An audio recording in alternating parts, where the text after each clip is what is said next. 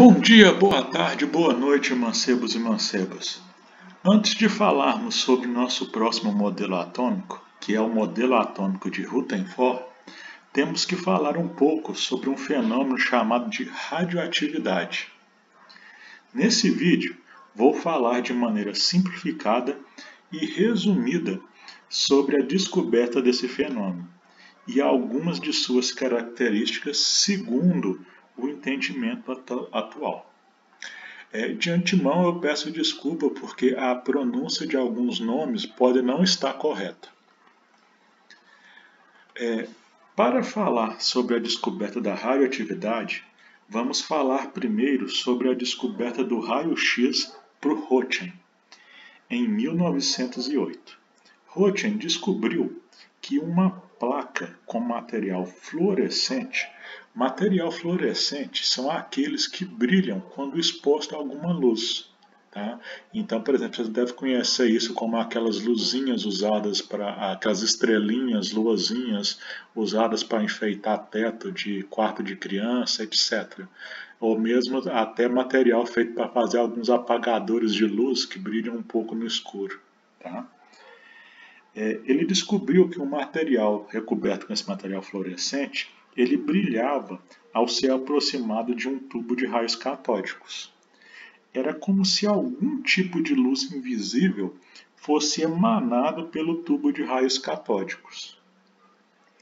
Essa luz, Roentgen logo percebeu que não era o próprio raio catódico ou os raios canais da descoberta dos prótons, devido à sua alta capacidade de atravessar, de penetrar os materiais. O desconhecimento das características da origem dessa luz levou ela a ser conhecida como raio-x. A descoberta de Roentgen logo ficou famosa, em especial pelo vislumbramento de sua aplicação para a obtenção de imagens de ossos e órgãos, que usamos até hoje. No slide, vemos uma imagem dos ossos da mão da esposa de Roentgen, feita pelo próprio Roentgen.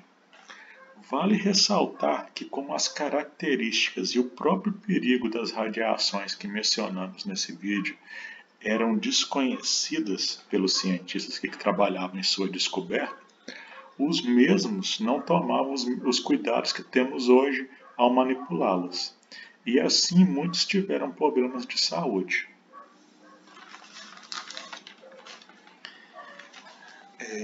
Hoje se sabe que os raios-x são produzidos na desaceleração de elétrons em movimento, e as atuais máquinas de raio-x utilizam bobinas de indução em sua produção, e não tubos de raios catódicos como no descobrimento de Roentgen.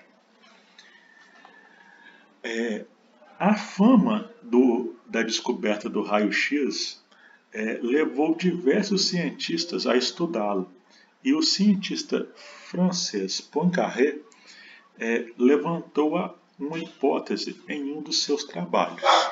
Aqui vou ler a tradução de um trecho de um de seus trabalhos. Portanto, o vidro que emite os raios de Roentgen, e eles nos emite tornando-se fluorescentes.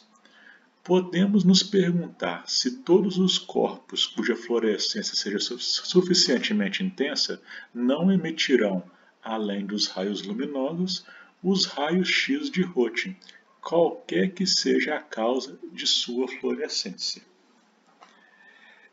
Essa hipótese ficou conhecida como princípio da reciprocidade, pois Poincaré levantou a possibilidade que, se os raios-x fazem os materiais fluorescentes brilhar, pode ser que os materiais fluorescentes também emitam raio-x.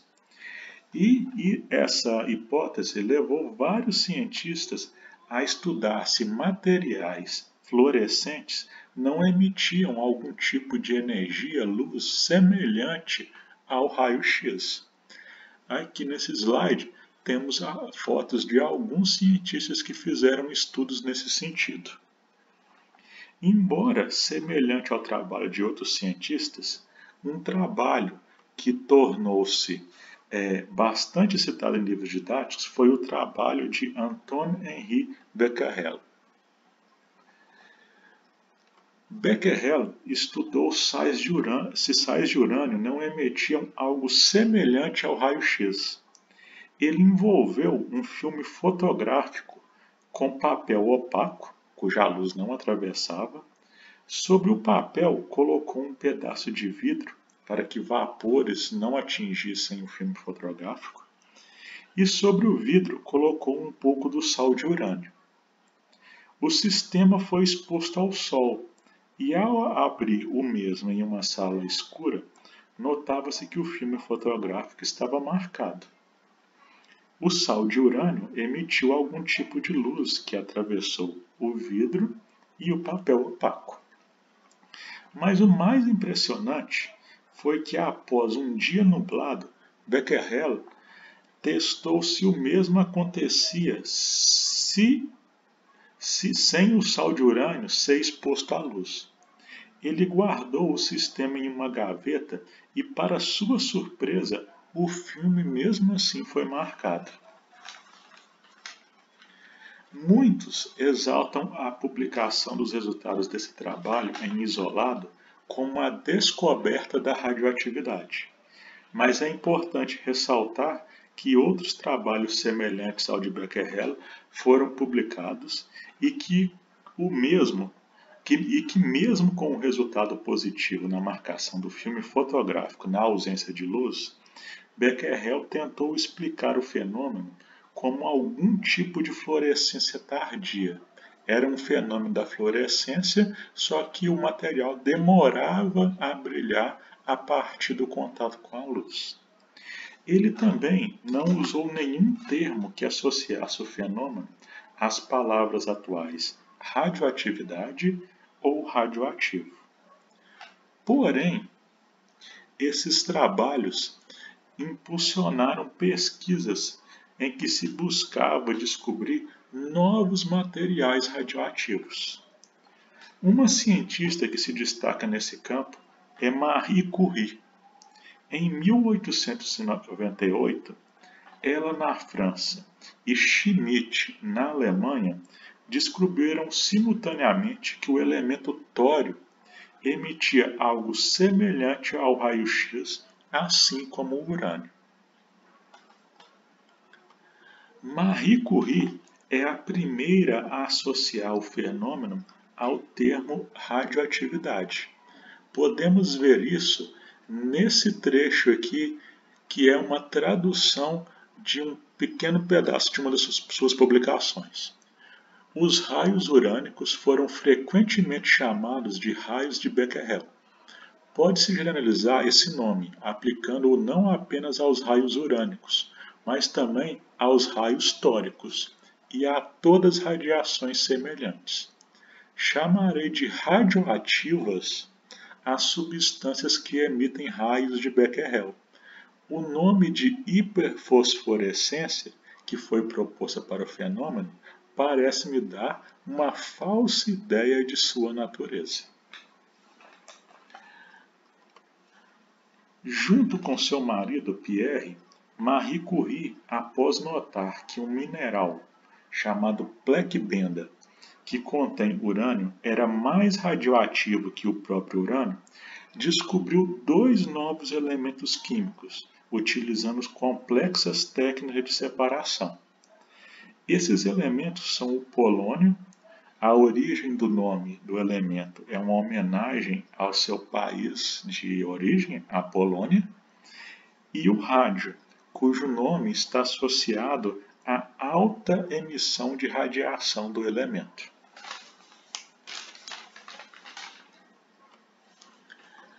Posteriormente, trabalhos como o de Marie-Pierre Curie, de Ernest Rutherford, de Friedrich Ernst Dor e Frederick Soddy levaram à condução da natureza da radiação mais próxima da que temos hoje. Hoje, por exemplo, sabemos que a emissão da radiação é algo próprio do material e não uma fluorescência tardia, como inicialmente pensado por Becquerel. Sabemos que na emissão de radiação, um elemento pode se transformar em outro elemento, algo semelhante à transmutação sonhada pelos alquimistas. E o mais importante para a sequência dos nossos estudos, que existem pelo menos 3 tipos de radiação: a alfa, a beta e a gama. Essas 3 radiações, quando submetidas a um campo elétrico, nota-se que a radiação beta sofre um desvio em direção à placa de carga positiva, logo os raios beta são compostos de partículas com carga negativa. Que a radiação alfa sofre desvio em direção à placa negativa, logo os raios alfa, radiação alfa, é constituído de partículas com carga positiva, e que os raios gama não sofrem desvios. Se repararmos bem, o desvio da radiação beta foi bem maior que da alfa. Isso tem a ver com a massa das partículas que constituem os raios. A da radiação alfa é bem maior.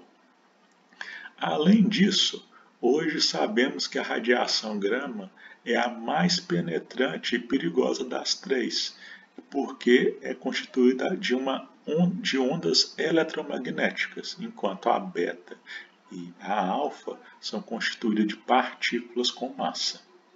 Tá?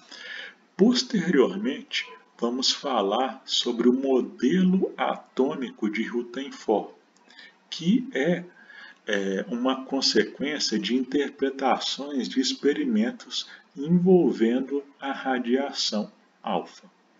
Até a próxima!